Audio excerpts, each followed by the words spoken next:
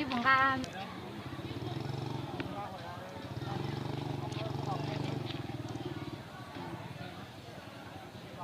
chung ở đây.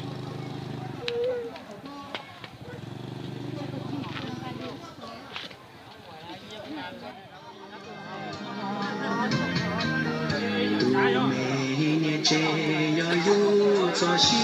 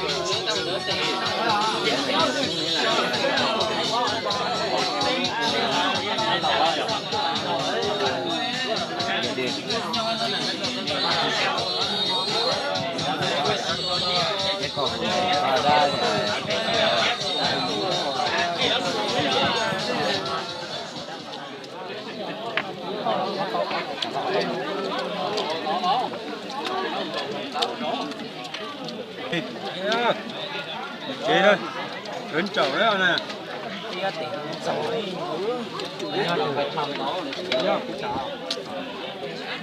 Để vô ơi. Bắt là cho mình hỏi đi. Bây giờ ly kia. Mất một vô á. Rồi nè. Đúng rồi. Biết chỗ gì có hết rồi. Biết chỗ rồi đó. Đâu rồi?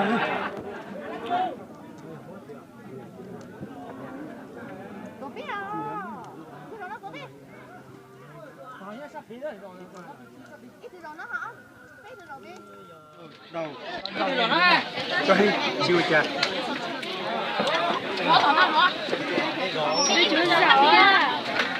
Qua là tiền nó trăm ở đó mà. Mà anh làm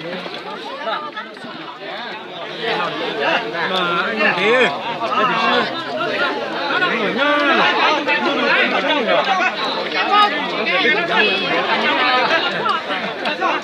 Chưa hết rồi.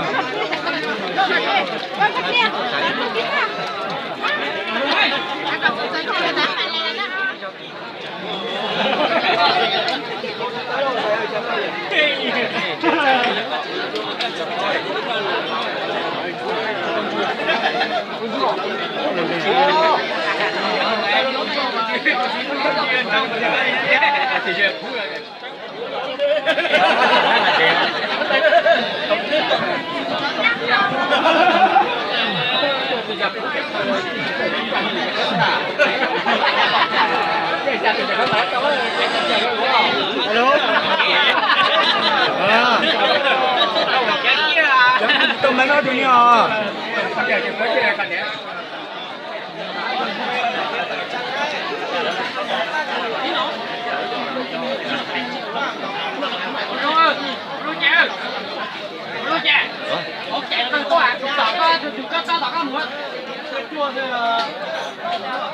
dùng vô cho đời là